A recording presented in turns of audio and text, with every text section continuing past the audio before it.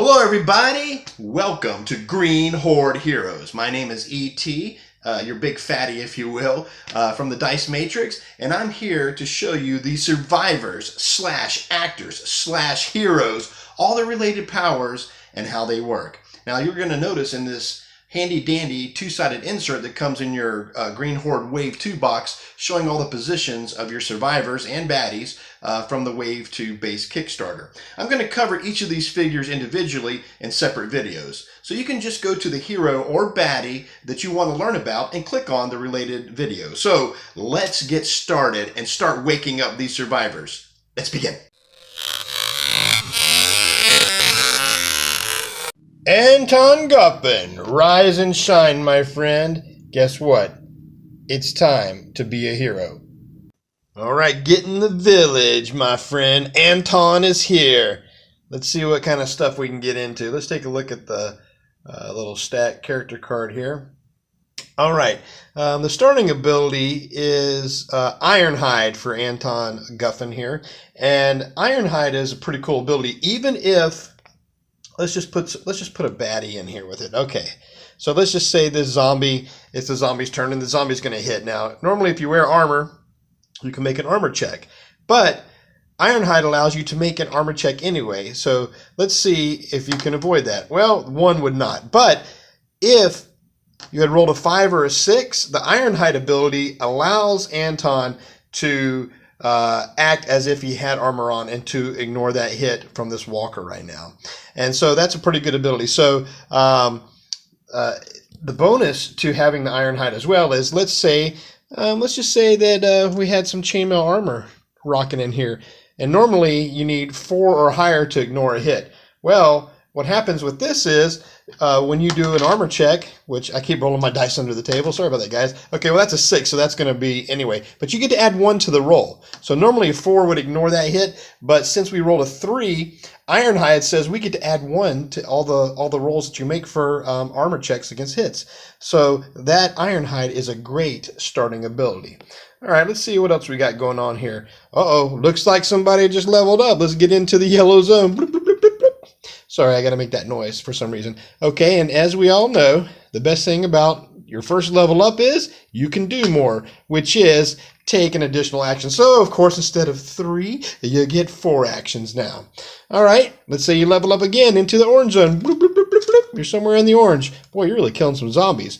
Now, we have 2 choices here. We get the +1 free magic attack and +1 zone per move. And I think we covered this maybe on a different character, but I love the +1 zone per move, so I will probably always choose that because I like my characters being very mobile here.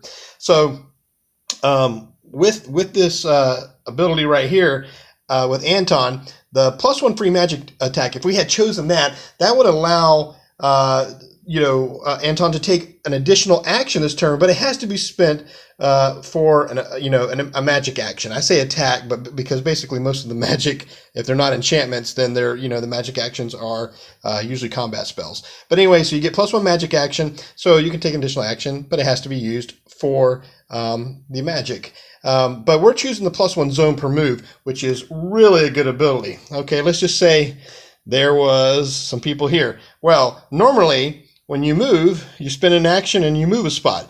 Well, with +1 zone, you get to move an additional zone if you wish. So you can spend 1 action, and then he can move, boom, boom, 2. And I just killed a fatty. That's how bad Anton is. I don't know if you look at him, he kind of looks like Iron Man. He probably just like repulsed him or something, which is pretty funny about something I'll show you in a little bit. So +1 zone per move allows you to move 1 additional zone for every move action that you choose to take.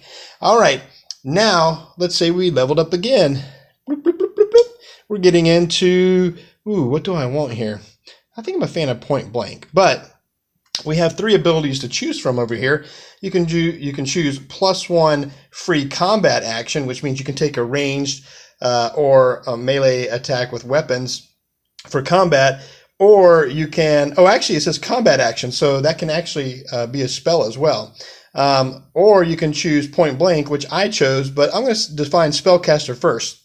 Spellcaster allows you to take an additional action, and it can be a magic action or it can be an enchantment action, because there is a slight difference between magic and enchantments, according to the clarifications if you look at the cards. Okay, but we chose Point Blank, and Point Blank is a pretty sweet ability. So let's say we got Megan over here, and Megan's hanging out with Anton, and we got some guys in here. I'm not sure what weapon we got here. It looks like a crossbow, but let's just assume that since he has a ranged weapon, let's see, it only does 1 damage. But normally with a melee attack, there's no, in the same zone, there's a priority of how you have to hit the zombies. Like you have to go with, walkers, the runners are protected behind the fatties and so forth. And, but when you're melee, if you had a good enough weapon, you can attack anybody you want. Well, that's kind of what Point Blank does. It does 2 major things. Point Blank allows you,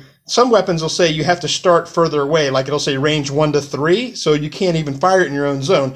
But this allows you to do any basically magic attacks that are ranged, and the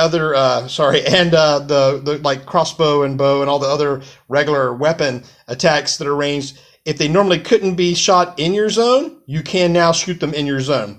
And secondly, the best part is, like the melee attack, you can choose to target anything. So, these people are not subject, your own people now are not subject to the friendly fire rule, if you will. So you can actually target any, you can ignore the targeting priority order with that. So those are the 2 best things on that character. Okay, the last couple of things on the character sheet is, of course, we've got the chainmail. But if you choose not to use armor here, you can use the ability. It says this slot may hold the repulse instead. And repulse is a nice little enchantment that lets you kind of push all zombies in a zone to another area. So that's his little backup plan. So Anton Guffen, a very cool ability guy, especially if you can get into that red zone, which is kind of hard. All right, my friends, let's just keep at it and kill those zombies.